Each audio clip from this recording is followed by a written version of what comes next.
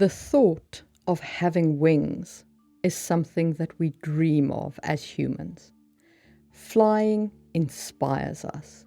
So why not build a flying civilization, a race of people who can fly as naturally as we walk, living high above the clouds?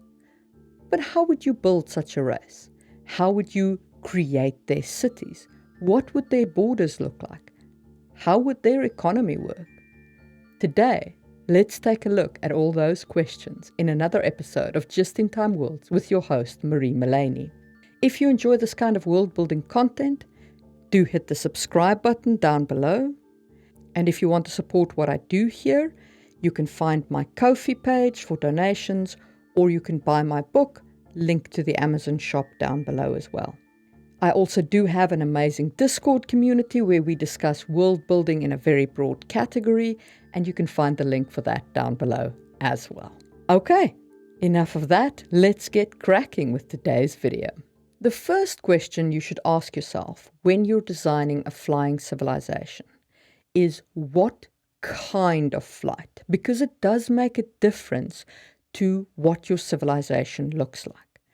If your people fly by magic, the way, say, Avatar: The Last Airbender's air nomads fly, then they will have a very different city from people who fly by means of wings. Wings come with a lot of complications. If you think about what it would be like if you had a set of wings that, say, spread out behind you in even folded in, was these huge bulky wings on your shoulders, right? Like standing up and spreading out. Now you have to have broader doorways. You have to consider things like, what do your furniture look like? Because would your chairs have a back if you have wings? Or would you exclusively have stools? If none of your chairs have a back, do people just automatically have this amazing posture where they sit up straight and they have the core muscles to support it? These are all interesting questions to think about in terms of the raw mechanics of your flight. So what are your different flight types? Well, you can have your flying type creature, as I said now, that flies with natural flight. So your bird style people, your reptile style people, even mammalian creatures like bats could become a flying type of creature that you base your civilization on. If people physically fly, they probably expend a lot of energy on doing so. So much like humans with walking, they probably minimize it. If you think about the kind of birds that do long flights in our world, it tends to be birds with either huge wingspans, like the albatross has got a massive wingspan, or your lighter migratory birds, your smaller birds. You don't see hawks migrating. You don't see carnivores migrating. They're more like find the height and then stoop down into the dives. All birds do, however, know how to use air currents. So I think if you have a physically flying race, you will quite often end up putting your city where air currents work the best for your flyers. And I could quite easily see you having air currents that rise through your city that provide elevation points for your flying race so that they can go into an air current and kind of drift upwards in these long, slow circles until they reach kind of optimal cruising height and just cruise there, barely flapping their wings. Bear in mind that it would be as exhausting for them to fly as it would be for us to, say, run or even walk continuously. To stay a long time in the air, you will want to be on an air current. So you'll want your city where there are a lot of winds and a lot of currents to ride in the sky. The same principle would apply to mythic races, things like griffin races and so on. You would want that to have a location where they could easily ride an air current up or down. Your other option for flight is, of course, magic.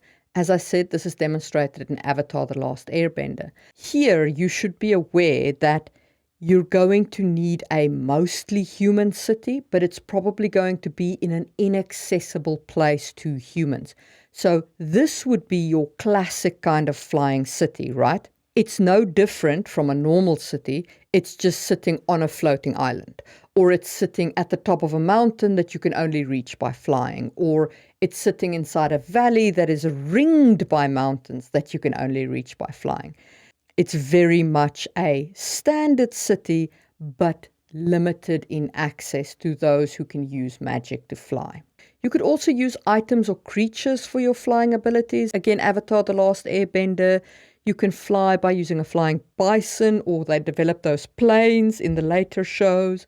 Or you could have a standard magic item that gives you limited flight, and those things could enable you to reach a floating city or a city that's flying.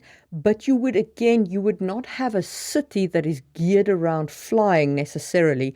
You would just have a city in a location that is hard to reach without flying. Besides bird-type people that fly, you could have shapeshifters. So they shift into a bird, fly to the city, and then shift back into a human.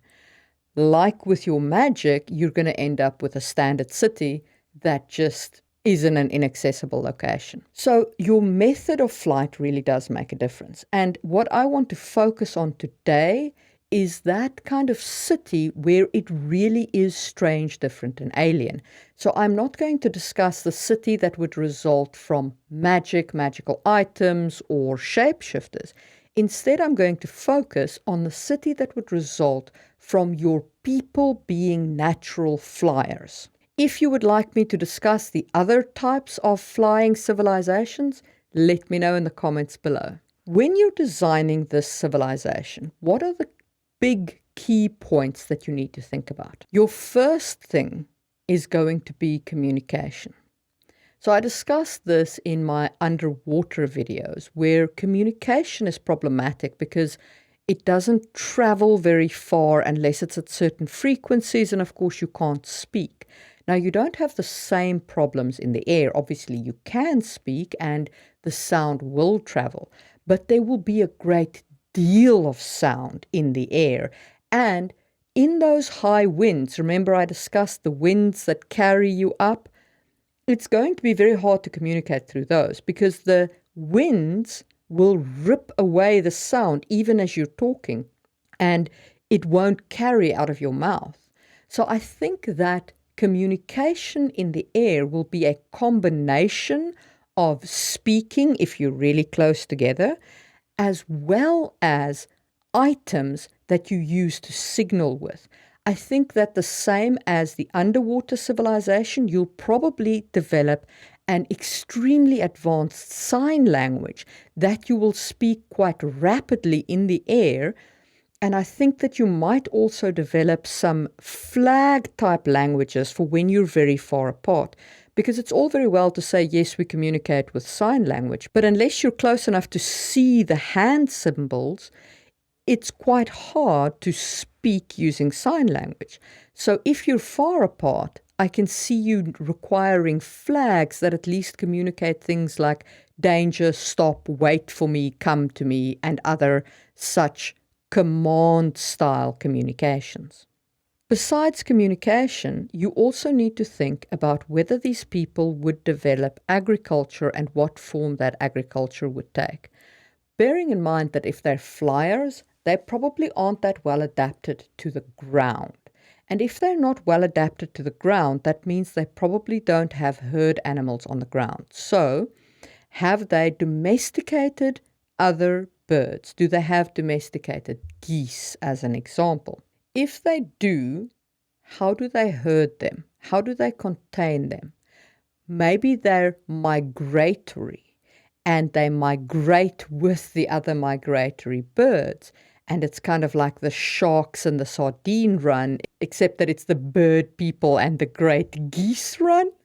I don't know, but it would be interesting to think about what shape their agriculture takes. Also, their plant-based agriculture. there aren't that many plants that are adapted to growing that high. So do they somehow maintain farms at a lower altitude? How do they maintain farms given that they're probably adapted to flight and not to walking on the earth? So how do they grow things? Do they have plants that don't need soil, that grow in the air?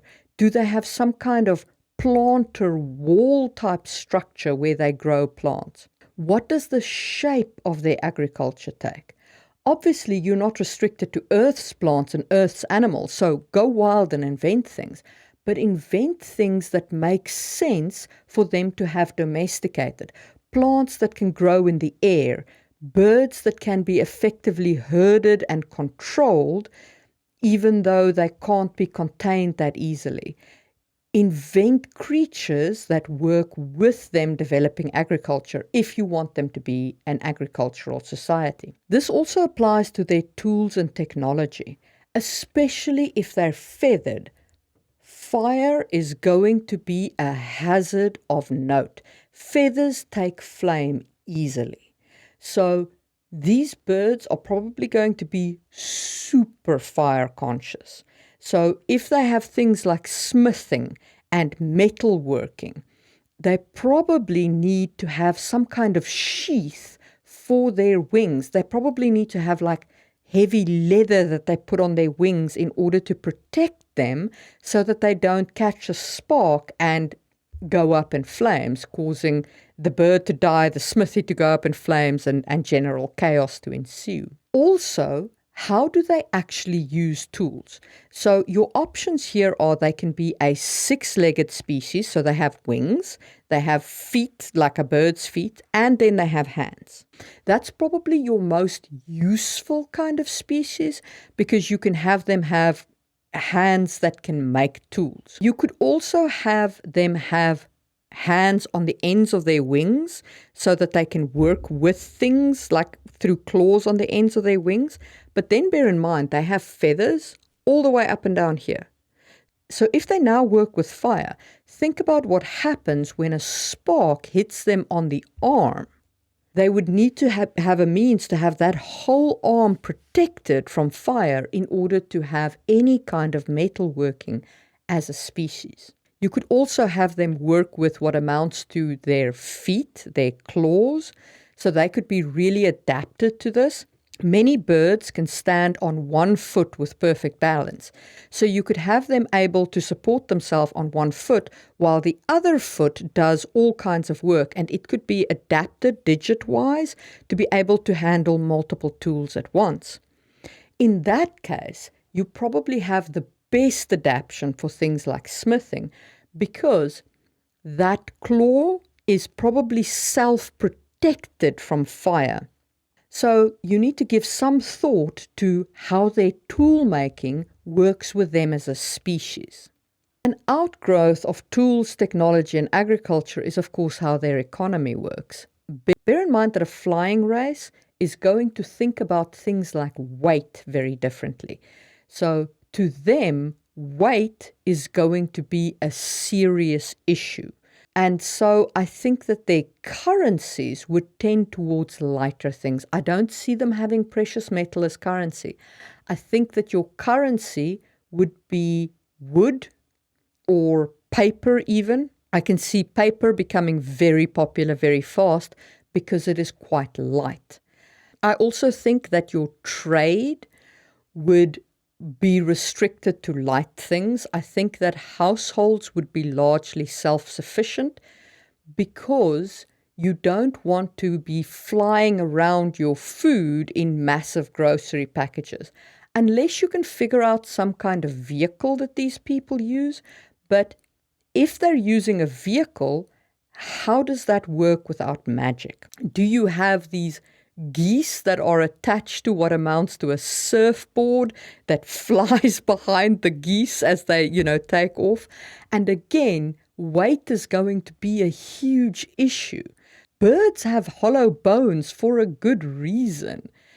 It's important that they are as light as possible because flying is hard. You really need to consider how much these people would trade and how much they would be self-sufficient. Clothing and furniture will, of course, be quite different because you have wings to consider. The same for building materials. If you think about building a flying city, you're not going to be using heavy stone for this. This isn't going to be marble facades drifting above the clouds. It's going to be light material. And how you keep it flying, I'm not sure. So you're probably more looking at a really inaccessible location, like spires of rock sticking up out of the clouds and things like that.